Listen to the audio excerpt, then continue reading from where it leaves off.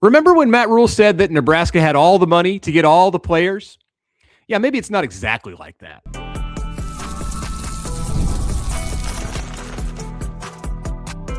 You are Locked On Nebraska, your daily Nebraska Cornhuskers podcast.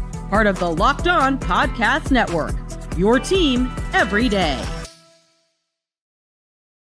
Hello, and thanks for making Locked On Nebraska your first listen every day. We are free and available wherever you get podcasts and on YouTube, part of the Locked On Podcast Network. Now, the number one sports podcast network, your team every day.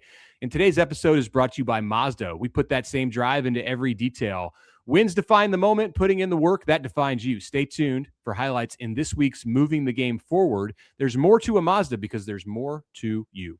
All right, welcome everybody. It is Tuesday here on the Locked On Nebraska podcast. Connor Happer and Mitch Sherman with you. It will be practice number 2 of Nebraska spring football today. Yes, I think they had practice number 2 on Sunday, if I'm not mistaken. Did they go both? Possibly went both days on the weekend. We could already be at 3, and I'm not honestly sure if they're practicing on Tuesday. We should know that.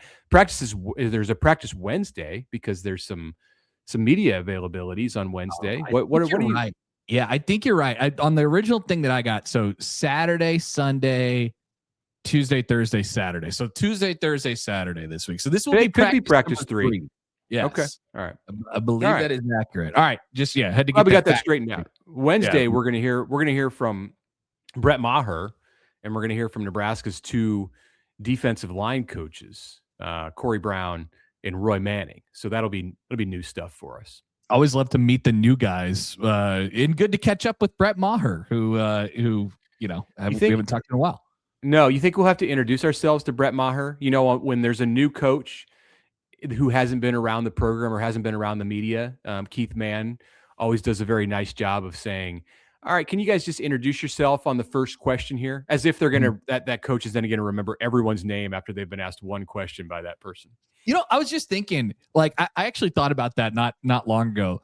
Like, Maher what was his last year here? Was it 11, 12, somewhere? He's a Bo Pelini guy for sure. Definitely a Bo guy. Well, that was Pat Smith. So it's probably even later than that, like 13, 14, somewhere in that range. Give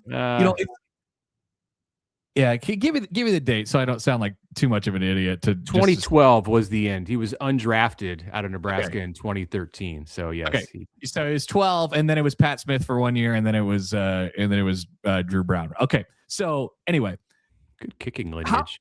How much of the media is still around from when he, like, a lot of it, kind of, right? There's kind of a lot of the same names. There's a decent amount. Yeah.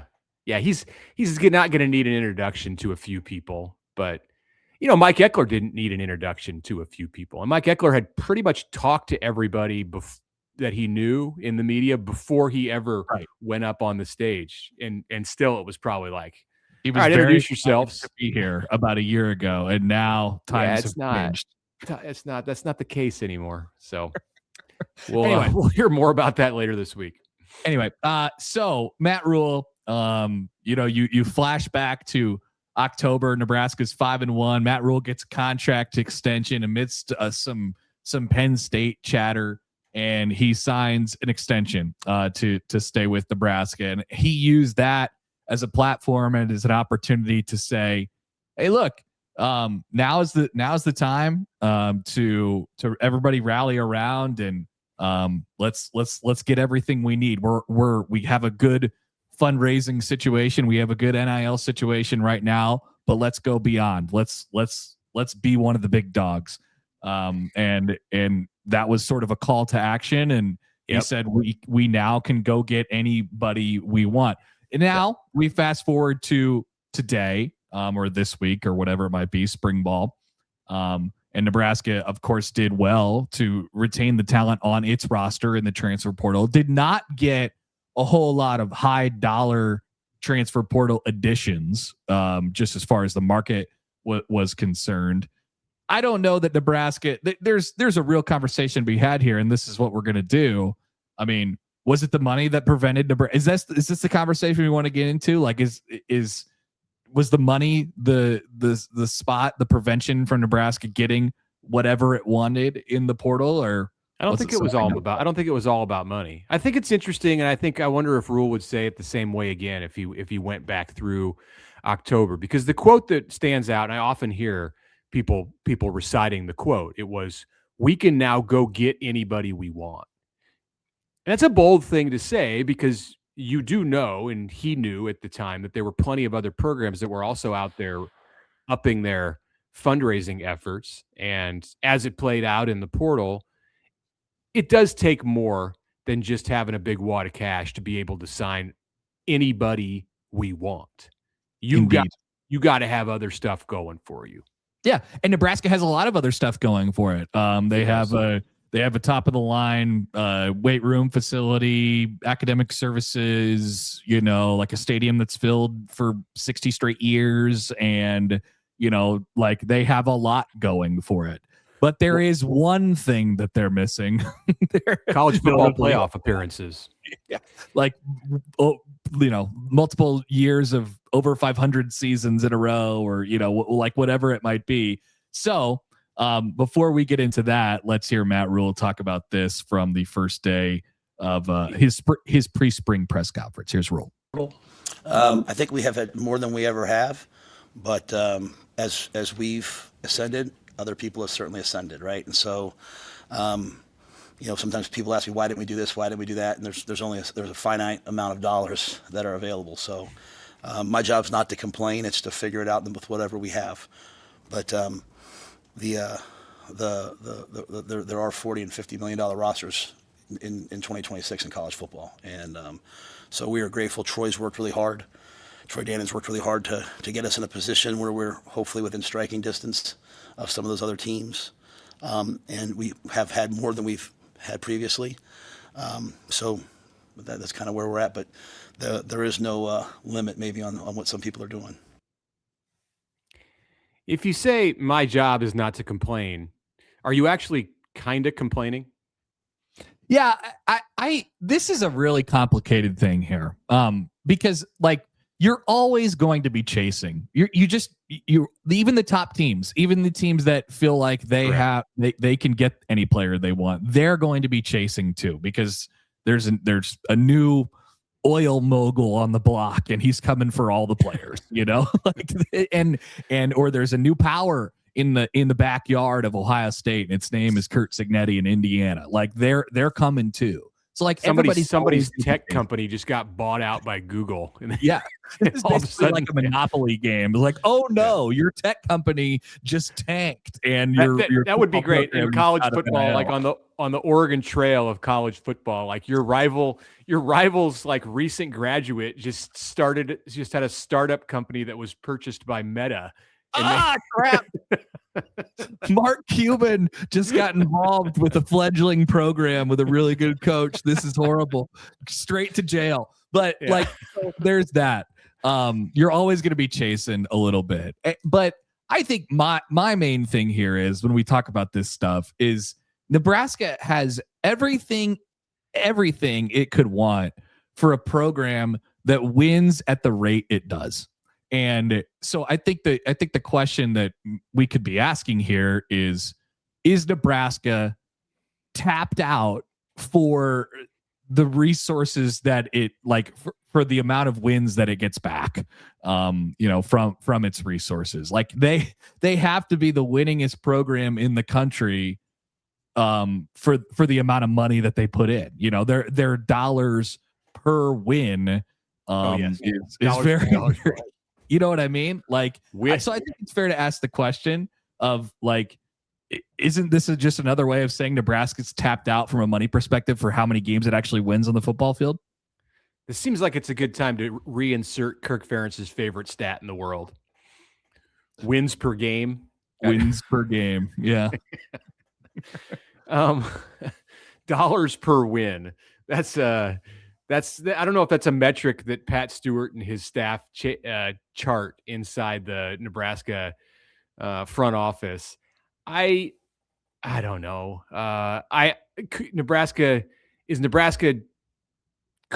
do better in the transfer portal with the lack of success that it's had on the football field? Certainly, yes, because there are other things that can get the snowball rolling downhill. And you saw that almost happen with Nebraska having a 5-star quarterback in the program. I think I don't really want to play this game, but I started to say it. I think if Dylan Raiola had been committed to Nebraska like the entirety of his senior season or his junior and senior season, for as long as Nebraska was recruiting him with Matt Rhule in the seat, then maybe the snowball starts to roll downhill and you can do more in the portal and in recruiting which is about money as well and part of this conversation than you did with the actual way that it played out. So it's not all about just needing to have college football playoff appearances and stacking victories and beating ranked teams and,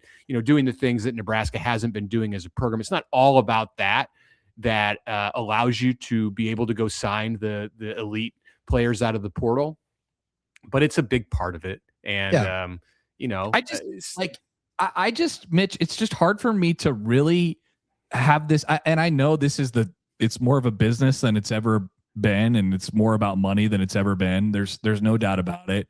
But I hear it from the coaches. I hear it from the program. And then I hear it from people around the program. Nebraska's NIL is not a deterrent. It's not a deterrent for them to, preventing them from winning football games. And so as long as that's not the case, as long as it's not so bad to where it's, it's preventing them from keeping up with the Joneses on their block, which is, Iowa and Minnesota and Wisconsin and, whatever it is, then I'm not really going to worry about this. This is not really my concern. And Nebraska is amongst one of the top operations in the country, except for the football field. And that's what I'm worried about. I think that has to come before Nebraska takes the next level. And this sounds very obvious. Nebraska has to win to win. Of course they have, but that's what I'm worried about. You can always spend more money. You can always buy more players. You can always have more resources to bring to the table, but that isn't the game that Nebraska football wants to get in. And I know there are people out there who will say, well, it's the game that Nebraska's not been in for the last 30 years, and it's why they're struggling. I don't know that I agree with that. I would say Nebraska needs to find its spot in college football. And maybe it's doing that here with the resources that it now has at its disposal. And it's in a good place, and it's just about putting the product together on the field. But I don't think it's a good idea to be chasing the $40 and $50 million rosters, because then you're going to get to that point and somebody's going to be spending $70 or $80 million on a roster, which sounds incredibly insane to sit here and say right now, but what 40 and 50 sounded like 2 years ago. The bottom line is Nebraska could be having more success with what it has right now at this very moment. And so it's hard to ask for more and more and more if you're already not maximizing what you have. That's the bottom line for me. Yeah. All right, let's take a break. We'll come back, and we're going to get to something that Rob Aurich had to say about the evolution of Nebraska's defense. That's coming up after this break. A word right now from Mazda, because this is Mazda's Moving the Game Forward segment, the part of that show where we show there's more to the score than what's on screen. We highlight a player. It could be someone else in the program. This week, it's going to be a coach that he's also probably a fan, a coach who defines what matters in the sport. And it's Nate Lenzer, as we told you on the Monday episode. Yes, the Nebraska assistant coach who specializes in running the defensive part of the Nebraska basketball team. He is the DC. He is moving the game forward with his work for Nebraska. Even when the shots aren't falling, the Huskers are in positions to win basketball games and win games. They have done 23 of them to date. Lenzer's proving that his work does everything for Nebraska on and off the basketball court. He's showing that he has what it takes to raise the bar. He dials in every detail. He provides fire, and he helps the Huskers reach for that I never quit kind of grit. Mazda puts that same passion into every model. Highlights make the reel. What it took to get there makes it count. There's more to a Mazda because there's more to you. In a word from FanDuel, ever wanted to experience the NBA Finals live and in person? Well, FanDuel is about to give you that opportunity, your chance to turn a dream into a reality with the NBA sweepstakes. Use your profit boost on any NBA future, and you'll automatically be entered for a shot to win an NBA Finals trip for two. That's right. That's everything. Flights, tickets, the whole experience, all for you and all for such a simple thing. So you're already looking at the board anyway, trying to pick out a finals winner or maybe a finals participant. Place that NBA future today and use that profit boost. Flip the profit boost switch on, and you're automatically entered for your chance to win a trip to the NBA Finals. Play your game with FanDuel. Head to FanDuel.com to get started. FanDuel is the official sports betting partner of the NBA. Okay, welcome back. Locked On Nebraska podcast on a Tuesday. I want to mention to you, if you haven't already, go check out the new Locked On Everydayer Club. You can get access to ad-free audio right on your feed, right on the Locked On Nebraska feed. If you're an Everydayer Club member, it's $5 a month. You will get ad-free content on Apple Podcasts, Spotify, and every other major podcast app. There also is an invite for members to the Locked On Everydayer Club Discord server, which includes a group chat for listeners of this show and other Locked On podcast shows. So join it and be a part of the #1 sports podcast network. All right.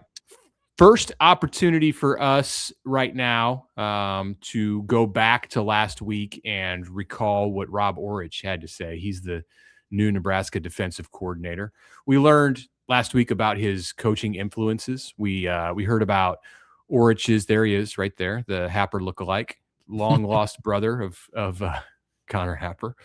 We heard about how Aurich is happy to be reunited with Corey Brown, the D-line coach, with Tyler Yelk, Nebraska's safeties coach, and he's happy to bring Roy Manning along with him from San Diego State, and how this allows Aurich to teach the players, not have to teach the coaches the defensive system. So on the surface, this sounds good. Would you agree that fair enough to say that's a good start for him to have brought along these familiar faces? Yeah, I think it gets you off on the right foot. I'm a fan of, what Aurich has done just by his track record. He quickly turned around a defense last year, and you talk to other people, in that part of the country, and they're like, yeah, this is a guy who's got some upward mobility, and he's got a chance to be really good. So I think Nebraska made the right pick here. We'll see how it works. But I'm certainly excited for a new look on defense, as things obviously got a little stale at the end of last year.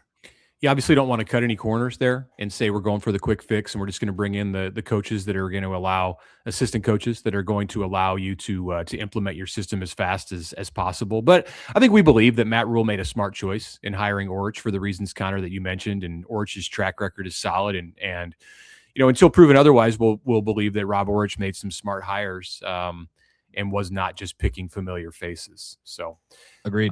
Definitely a change for Nebraska's defense. And as we look more at what he's doing in his early days at Nebraska, he has, of course, started that work to switch Nebraska to a 4-2-5 scheme, ran the 3-3-5 the last 3 seasons. You might say it's a 4-3. I mentioned 4-3 because that's what Matt Rhule called it in his description of Aurich's defense, and Aurich has called it a 4-2-5. It's really just kind of a matter of like how you see it. I don't know that there's a whole lot of sense in getting bogged down with the details of like where players are lined up. Aurich mentioned that Nebraska would play that 4-man front, but it would have a stand-up defensive end on the weak side, which is a lot like what it did last year with the Jack linebacker. So really it's about the personnel, not the numbers or the alignment at each level. And that brings us to what he said that I think is more important in looking at what Nebraska had going for it last year on defense and deciding that maybe the most important thing that he could do in getting his defensive personnel ready to go was to see that Nebraska got bigger, especially in the middle of that defense. Yeah. So let's hear from Rob Aurich and what he had to say about what he saw and what he wanted to do about it when he got here. We want to be bigger. You look at Dexter Foster and you look at Owen Chambliss specifically. They're both 6'3", 235-pound backers that can run. And you look at them basically paired with Shavers. There's a really dynamic group there. And when we were identifying how we wanted to, toughen up, I don't know if toughen up's the right word, but wanted to improve that room, we felt like we needed to be bigger to compete against the big boys of the conference. Toughen up is okay to say. It wasn't the strong suit of Nebraska's defense in 2025. Tough stopping the run was an issue. Who does he say? What his voice? He reminds me of. I cannot pinpoint who Rob Aurich is reminding me of. I don't know if it's another coach or if it's like somebody in movies or something like that. But like I hear him and I'm like, I've heard that. The cadence, something about it, something about the way that he speaks is very. It might just be that it's very unique. Yeah, it's. I agree with you. I can't put a pin in either. We'll like randomly have a light bulb go off one day during the summer. Like, that's who he sounds like. But yeah, I agree. It sounds familiar.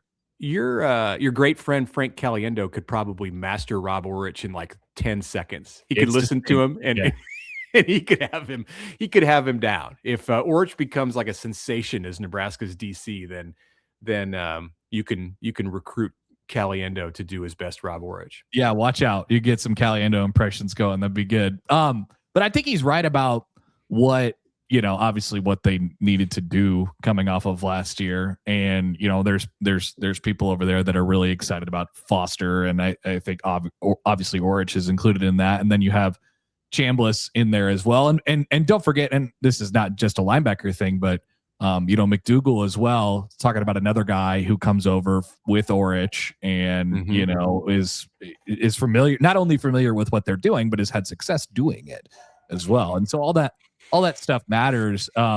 They needed to, they felt like, and it's hard not to feel like it watching them, especially at the end of last year, that they needed to beef up, get better in the middle of that defense. And it looks like on paper, they were able to accomplish that with some of the guys they went and got out of the portal. I guess time will tell.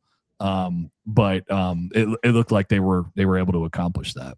The names that he brought up there, Chambliss and Foster, you're talking about a couple of guys who were 6'3", 230 to 35 pounds. So, Nebraska has players like that in the program. And he mentioned Shavers too. Shavers is a shade shorter than that, but that's not always a bad thing for a linebacker to be 6'1", and he's 225 pounds. Maybe we'll play at a heavier weight than that. Who knows in 2026. And then like Christian Jones and Dawson Merritt. Merritt's coming off of an injury. Those are big guys too, just going into their second seasons in the program. And so is Will Hawthorne, who Nebraska recruited from Iowa State.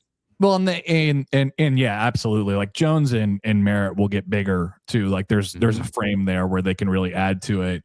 But I was thinking about a guy who I really loved the addition. I thought it would translate, pretty seamlessly with Marcus Watson Trent last year, and it just didn't. Guy. And he was hurt, and there was stuff going on, and yes. all that too. But like it didn't translate how I thought. So I think they looked at that and said, all right, that's a really good player who had 100 tackles, in every season leading up to his time in Nebraska. And then all of a sudden it looked different when he got in the Big Ten. So I think that's an easy tip off to be like, all right, we need some bigger physical guys. I do think that even if he had been healthy, that he would have struggled at times with some of the physicality that was there.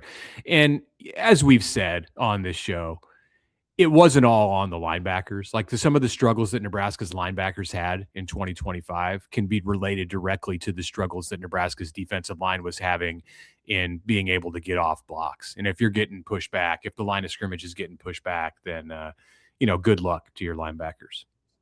All right, let's take a break. We'll get you updated on Nebraska basketball and baseball, who capped off their weekend with a nice win over Florida State. Back after this.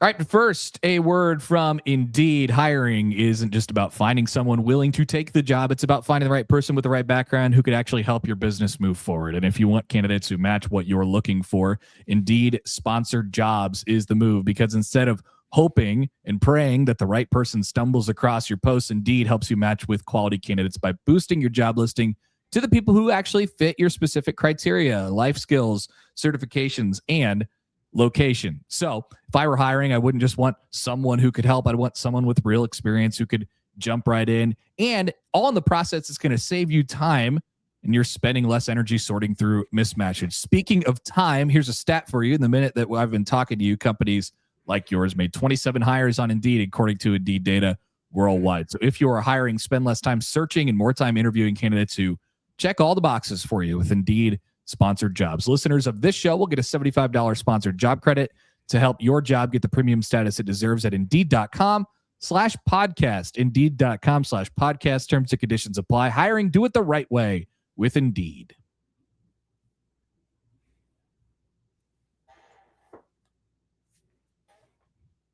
All right, Nebraska basketball back, moved down a little bit in the AP poll after their loss to Iowa this week, but fear not, as we mentioned on the Monday show, still in the in the selection show, top group there, top 16, and driver's seat for a 3 seed. Yes, they are 12th in the AP poll.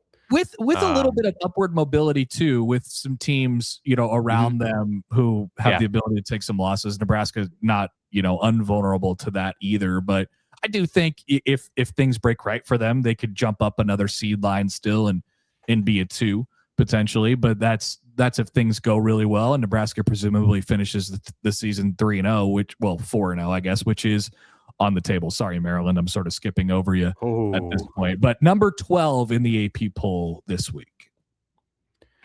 Right. So Maryland is in Lincoln at PBA at 6:00 on Wednesday night. We'll find out. Well, we might have heard. We're full disclosure, recording this podcast on Monday in the early evening. We might hear from Fred Hoiberg on the Huskers radio network Monday night about the status of Jamarcus Lawrence. If not, it'll definitely be discussed on Tuesday when Hoiberg and some Huskers go in front of the media. But I don't know. I get the sense from what we saw after the game on Saturday, what we heard after the game from Hoiberg on Saturday, that this is not going to be a long-term thing for Jamarcus Lawrence. It's funny. There's definitely not the same kind of panic that is making its way through Husker Nation about Jamarcus Lawrence's ankle in the way that there was about Braden Frager a few weeks ago. And Frager ended up missing 3 games, I believe. I don't think it's going to be that long for Lawrence. I would expect just me. I would just expect that he's going to be able to play this weekend when Nebraska goes out to USC. I would think so too. And possibly even Wednesday. They didn't seem overly concerned about it. So I as of this moment, not registering on the panic meter for sure. So it's kind of a must. It's as much as of a must win as you can have in here in late February. Nebraska needs to, having lost 4 of its last 7 games, Nebraska needs to take care of business against Maryland. Keep that sheet clean, right? They are without a bad loss, period. Right. And so this would be a bad one at home against Maryland. And then after that, there's really no more bad losses to be had. If you go out on the road and lose 1 against USC or UCLA, that won't ding you too much in the metrics. And then losing to Iowa at home would be a tough one to swallow, I think, just mentally and then for the fan base, but probably wouldn't kill you. I think if you take care of business against Maryland, it would definitely be in that category of a take care of business game. Then you feel like, all right, let's finish the season strong and head in that Big Ten tournament and give it your best foot forward and then see where it lands. I'm very much on board that a 3-1 finish would be a win for Nebraska. 26-5 going into the Big Ten tournament would be fantastic and give Nebraska a chance to set the school record for wins with a win, whether it's after a single bye or a double bye in Chicago. There's 5 teams basically fighting for 4 spots. Well, you put Wisconsin. Wisconsin is only 1 game back of Nebraska and Michigan State. So, and Purdue, I believe, is right there too. And Illinois is just a half game up. So it's a big jumble between 2 and 6 in the Big Ten right now. Yep. It's you're set up really, really well. So get restarted and playing some good basketball and see where it lands. Nebraska baseball over the weekend after probably kicking themselves a little bit on Friday after a loss to Louisville and then a loss to K-State on Saturday. Bounced back and got Florida State, who was ranked 16th in the country, beat them badly, 10-1 on Sunday. So good to walk out of the Rangers ballpark, Globe Life Field with a win. Did some good things offensively, obviously to drop 10. And the pitching looks like it's pretty solid. I continue to like the look of this group. I think they've done a really nice job. It's 3-3 through 2 weeks, but have a nice pelt or two on the wall, and and have a really, really tough and interesting straight up road series at Auburn this weekend, who's the seventh in the country. Yeah. I don't know if Auburn deserve to be the 7th ranked team in the country. Had a series sweep against Youngstown State, and then was at the same tournament, interestingly, as Nebraska last weekend in Arlington, Texas, and also beat Florida State, beat Kansas State, which Nebraska couldn't do, but lost to Cincinnati. So I don't know. Definitely there's some talent there, and Nebraska will have its hands full on the Alabama Plains going to Auburn. Huskers are 4-3, by the way. Don't short them a win. They played 4 games in Arizona the weekend, the first weekend. Oh yeah, of they the went season. 3-1, 4-3. Yes. Yeah, and it's been Dylan Carey pacing the offense for Nebraska. They had great pitching on Sunday, dominant pitching from Gavin Blockowitz, the starter, who went 5 innings with 1 hit ball, allowed 1 run, and then Colin Nowacek and Cooper Katsky finished it both with 4 strikeouts in 2 innings apiece. So some overpowering stuff. Katsky will continue to see his profile raise and his usage raised. I don't think that they're going to relegate him to the bullpen. It was just kind of getting him back from being under the weather in the first weekend. I would expect. Well, I don't know. We'll hear from Will Bolt later this week, but I would expect that he's going to earn a spot in the starting rotation sooner rather than later, and it could be this weekend at Auburn. And then Nebraska comes home. So this is it. Yeah. You got this 3-week stretch. Yeah, this 3-week stretch to open the season where you're out in Alabama, Texas, and Arizona and play 10 games, and then you come home and it's a 9-game homestand. Be interesting to see what it's supposed to get warmer this week, so maybe Haymarket Park will be in good shape. There was a fire over there by Haymarket Park. Yeah. On Tuesday morning, a railroad bridge caught fire, and I don't know that that's going to be any kind of a factor when Nebraska baseball and softball return home next week. Yeah, just think a week from today, if you're listening to this on Tuesday, a week from today, Nebraska will be back in the state of Nebraska playing baseball. We could only hope and pray for a temperature that doesn't start with a 3 or a 2. That's the only hope. And then right across the road, across the sidewalk, Nebraska softball is up to 8th nationally after a 5-0 weekend in California. Hannah Kamenzen, who was the Huskers' number 3, so they have a wealth of pitching. She is 3rd, has been 3rd in the pitching order. She threw a no-hitter against Hawaii, no big deal, and was the Big Ten pitcher of the week here, announced on Monday. So Huskers are I don't know their record, but they were 5-0 in California. I think they went into that 6-4. So they might be, they very possibly are 11-4 if my math adds up right. They go to Oklahoma State. And that will be an opportunity for Nebraska to face. And I hope I'm right about this. Ruby Moylan from Omaha Skutt, who is a pitching star herself, and has been. This is not her first school, but she is now at Oklahoma State. I think she was at maybe Washington previous to that. I'm really testing my knowledge here. I'm going for it. I'm on the fly here. Ruby Moylan also threw a no-hitter last week in college softball. They're a little more common than on the baseball diamond. Yeah. So yeah, this series, it's amazing how many games they play in such a short period of time. Like these 5 games and 3-day, weekends. They just roll it out there. So a really good start to their season. They're playing Okie State on Thursday. It's a Thursday, Saturday, Sunday, and then they're just going to go to Tulsa and play a couple games there on Friday, just for fun. Yep. Why not?